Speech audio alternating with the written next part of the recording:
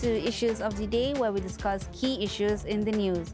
I am Nana Deniji. Joining me today are Mr. Adeniran Demola. Thank you, Nana. And Mr. Rashid Onyogi. Thank you, Nana.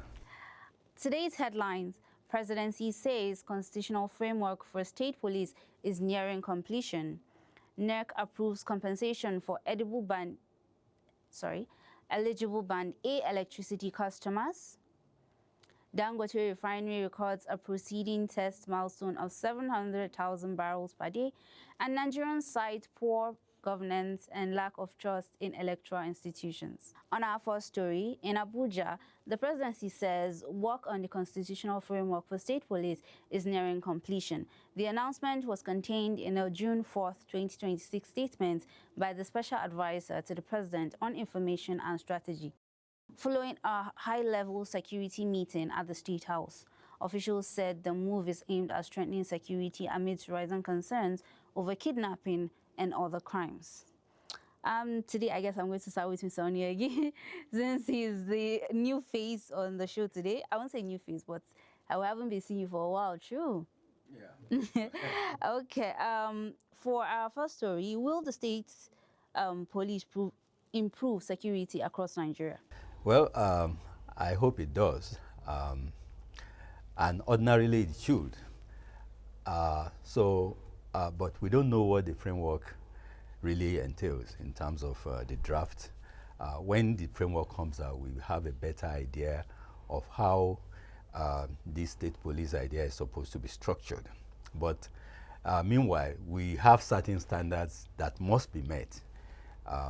Existing standards, like the one defined by the United Nations, which mandates, or rather recommends, that for every citizen you must have, for every 450 citizens you must have one policeman. Typically that's the baseline, and most countries try to do a bit better. For now, the total police strength in Nigeria is less than 400,000 for 250 million people.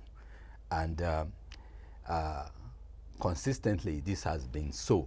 Even when government will come and say, please recruit 10,000 policemen, it's not. What we need is maybe like recruiting close to 300 to 500,000 policemen. But where will the money come from?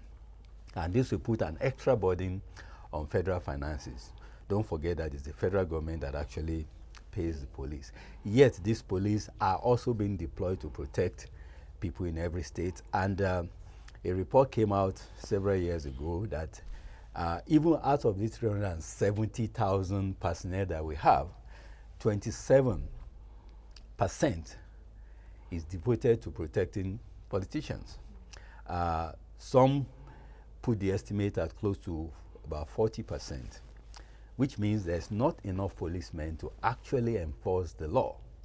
So we can't continue to pay lip service to the idea that we are a nation of law when the very structure and very fabric of that law regarding lawmaking is easy, law enforcement, proactive prevention of crimes and all are hampered, because that's really what leads to what is appearing to be a near anarchy in Nigeria now, where everybody is just where criminality has taken over. Let me steal a little from what Mr. Onyegi said. Mr. Adeniran, the rumors going around, like he said, there's no particular mandate yet that has been out, but people on social media are saying these state police have been brought forward to take care of the politicians and the elites. I don't think that's the case, because if you look at it technically, the politicians are the one in charge. All they just needed to do is just to coerce whatever we have and then, use it for their own services. But the pressure is on, is cranking on. I am of a particular opinion that the fact that we don't have the framework out is already indicating a bit of a quagmire in the long run. Not necessarily foul play, but there's going to be a problem in future as well, because if the police is being deployed to secure the whole of Nigeria, I think we should have a certain level of input into the process. So if the federal government is discussing on modalities to create state police, shouldn't Nigerians have a say in that process, since we are going to be the ones to be policed. That's one problem for me. Then I'm looking at the financial sustainability in the long run as well. We are a nation of so many people, so many wants, so many desires, and a nation of little money. Where is the money going to come from in trying to, implement state policing in the country? The third aspect is the jurisdictional problem. How will it work? Take, for example, if somebody steals something in Lagos or steals a car in Lagos and the person drives the car into Ogun State, how will it work? I mean, that's where the confusion is for me. I mean, if we look at the example of the United States, for example, if you steal a car in, say, California and you drive into Nevada, which is another state, that becomes federal crime. The FBI takes over. If you cross border from Ogun after stealing a car into Osun State, for example, will it be the Nigerian police as the federal government Nigerian police that will take, yes, that will take, or will it be a collaboration between the two states? So those gray areas are big problems for us. Then I guess maybe when the mandate does come out, we would yes. understand So finally, better. I wanted to point out that the immediacy of it, the reason why we are trying to hasten things up is to see if we can solve the immediate problem of insecurity in this country. But if we are going to have a conversation about it, it's going to be a long one.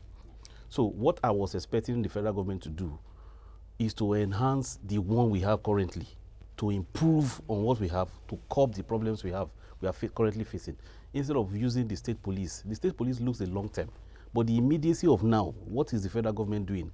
We know we have overstretched our military. They are perhaps the best institution we have in the country.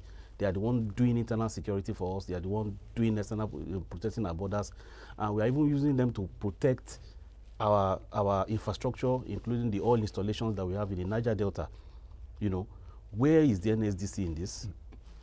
Where is the Nigerian police in this? So, internal security, and I even heard the federal government saying they want to deploy forest guards as well. So the whole conversation about security, we need what's the word? A converging strategy, which looks after our internal security in the long term. But in the short term, I think the federal government should do more with what we currently have to curb the problems we're facing. Okay, thank you very much, sir. We're going to go to our next story. That is, the Nigerian Electricity Regulatory Commission has directed electricity distribution companies to compensate eligible Band A customers affected by prolonged outages. Affected consumers may receive electricity tokens worth up to 20% of their previous bill. The directive follows power supply distributions linked to gas shortage and vandalism. I don't know, Mr. Denry is smiling, so I guess we'll start from him here. I think this particular one is very personal. So, will the compensation generally reach affected electricity consumers? If it is not handed over in terms of material needs, whereby it has to. They want to give tokens. Yes, if it is token, then it's fine. But will it get to the customers? This token, then you can actually say there is a, because I've experienced something similar. Initially, if you buy, say, 5,000 naira worth of units, you get 22 point something. And for about 2 months now, I see twice the amount, which is like 44, you know. So I want to believe if it is true that kind of process, then maybe Nigerians will smile more. But the overarching conversation is, we just want power. I don't want to be compensated for not having power. I want electricity when that I can pay for. And when I pay for it, I can use it, not something that's, you have to compensate me for. Secondly, it is even, I would want to commend them in terms of, usually in the past, when it's gone, it's gone. Yes. If you buy, you didn't see electricity, that's it, nobody apologizes and nobody compensates you. But now they are having that conversation, which is a slight improvement. But I think in the whole crucible of the conversation should now focus on how do we make sure this is not even what we are discussing again as a nation. Sure. Okay, so Mr. Oniage, with the very constant, or shall I say, the almost everyday situation of the grid falling down, do you think this compensation can help the consumers to be able to get back their lights properly? Because if the grid does fall again, it is still the same situations we're facing. Well, as Mr. Adedino have said, and let me just be clear, the grid will keep falling until it is replaced. Our grid is nowhere near what we need to accommodate the amount of power we can actually currently generate. It is said that our installed capacity is very close to 14,000 megawatts, and we can only carry just about less than a quarter of that 14,000, which is about 4,000 megawatts on a normal basis. The biggest we've ever done is actually less than 5,000 megawatts of distribution. So there are so many choke points, not just the distribution point, the transmission point, and the generation point. So we need to improve on all the entire production chain of electricity in Nigeria. But asking whether this will help the ordinary consumer, of course it will if this thing is improved. And as he said, we shouldn't even be talking about compensation, because compensation itself suggests that service was not provided. That is why compensation ever comes into that kind of conversation. So basically, I hope, like he does, that we will come to a point where we won't have to be discussing compensation for service not provided. And we'll be talking about entitlements, which is what Nigerian wants. I want electricity. There's a seller, there's a buyer, there's a generator. You know, the distributor buys from the generator, and the distributor distributes to the consumer. That's the chain. So if we can't get that right, for some reason or the other, and there are many reasons why we haven't gotten it right over the past years, if we can't get that right, I'm sorry, it doesn't matter which government comes, we will continue to have problems with power. I call it the power struggle. We simply continue to struggle. Okay, thank you very much. For more details, subscribe to Citizen TV on Facebook, Instagram, X formerly known as Twitter, and TikTok. On our next story, Dangote Refinery says it has successfully processed 700,000 barrels of crude oil per day during a performance trial. The figure exceeds the refinery's original installed capacity of 650,000 barrels per day. Company officials say the achievement supports future expansion plans. So we have been getting a lot of stories when it comes to Dangote's refineries, and I guess we keep getting a lot of good news and good news and good news. So what impact could this have on fuel supply in Nigeria? We've seen the impact, particularly it came at the right time when the last two administrations were pushing for Dangote Refinery to see the light of the day by all means through governmental support. Nobody envisaged the issue of the Strait of Hormuz.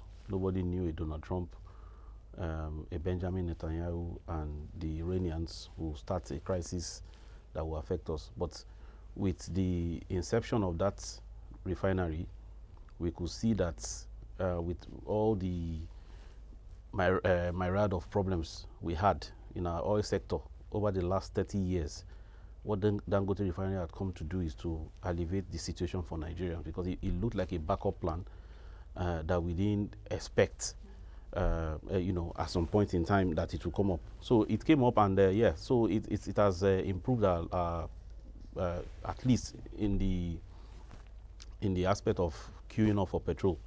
We don't have that problems anymore.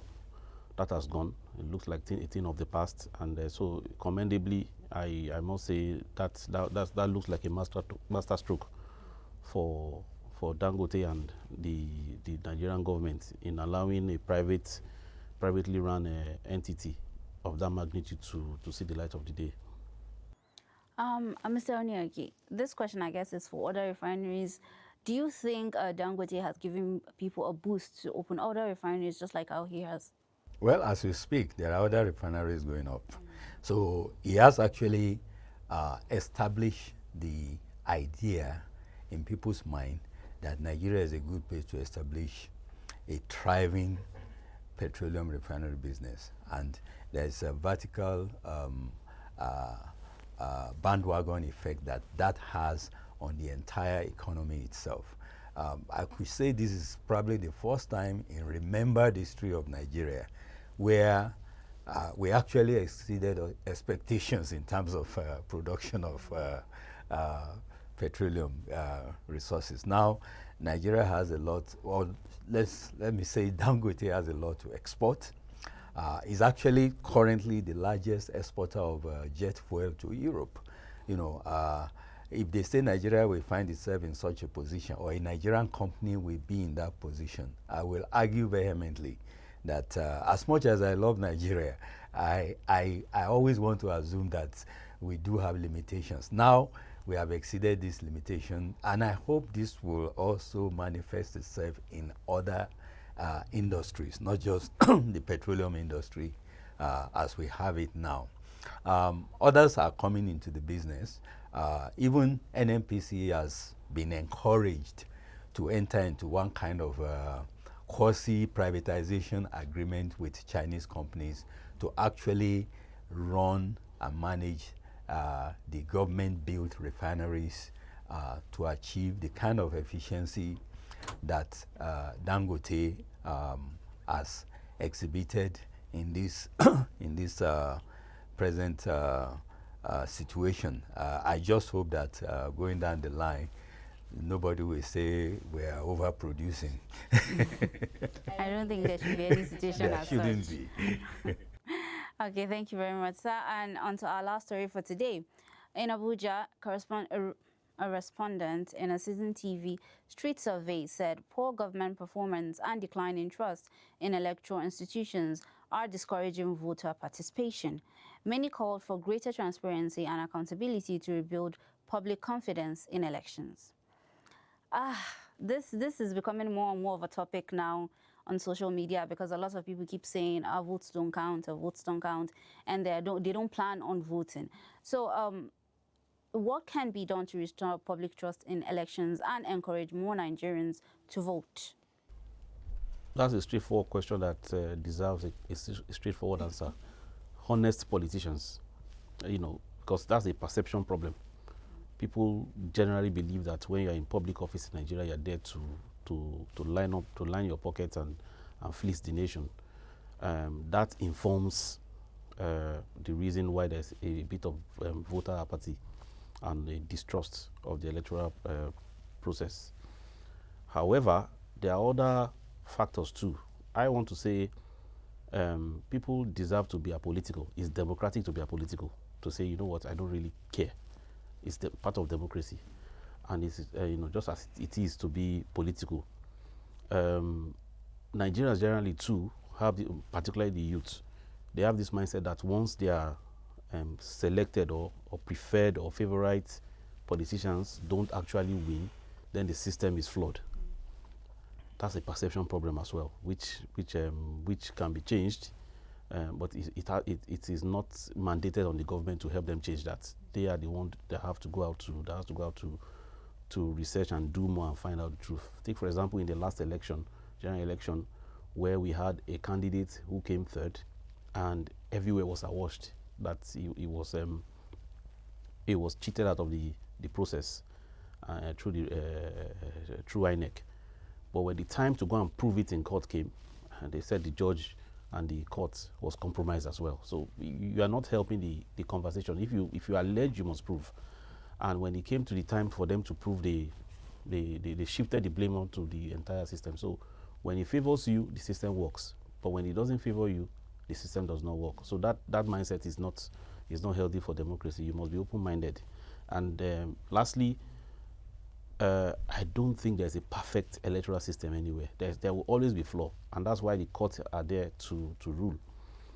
You know, so I want to think there's a broader conversation in between the politicians being honest in public office, and then the people to do more research and be more open-minded in the process, or learn more about the process, so that they will not be alleging what they can't prove. Okay, Mr. Oniage, do you think the politicians and electoral institutions have become so disconnected from the ordinary Nigerian that the voters now don't believe that their votes count or matter anymore? I'll say yes, generally speaking, but we also suffer from a crisis of expectations. It is normal, whoever you are, because citizens are supposed to shift the goalpost for government. The moment you achieve one milestone in terms of providing for the people, it is almost natural for the citizenry to say, okay, we want more of this. And more of this means that, okay, once the road is built, we built an expressway in the 80s, Lagos Ibadan, and then it no longer served our purpose because the kind of growth that has occurred since then has made this corridor a very, very important road corridor in Nigeria almost a choke point now, because it has not expanded to accommodate the very economic growth that it was built to achieve. So, and that's general attitude of citizenry. Once you meet one milestone, they demand something more. So we have a crisis of expectation where we expect that government will do something and they don't. So you come to the conclusion that the system doesn't work. And then you apply this logic to everything else, every institution. The moment they don't meet your little expectation, you want to assume that generally they don't work. There's a lot to be said for inefficiency in the electoral system. Okay, but like Mr. Adenira said, the solution starts with changing the way we look at the institutions themselves, and the belief that if your candidate doesn't get elected now, it is not because he is not good enough. It is because people prefer someone else more than your candidate. It is now your problem to now face that candidate and find ways to make him work for you. So the moment your candidate doesn't work, you go back to opposition mode, and there is nothing that candidate does that will meet with your approval, even if it is affecting you positively.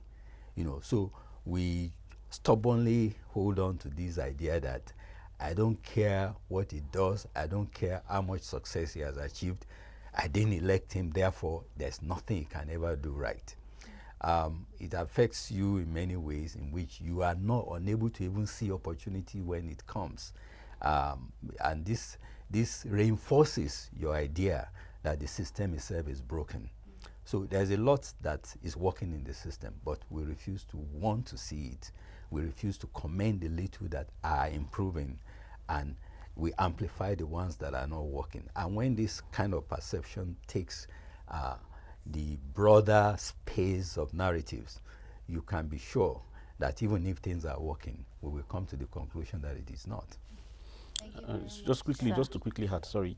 And this situation he just described, he just described, it puts you in a sociological mindset whereby you entirely become bitter and you won't be able to put a finger to it, because how you view life now is not balanced. It's always from the negative lens, particularly when it concerns the well-being and the environment and the nation at large. So that orientation has to be put forward to make things. Thank you very much. This episode has really been very insightful. Thanks to my guests for joining me, Mr. Rashid and Mr. Adeniran. This is Citizen TV. I am Nana Deniji. Have a lovely day.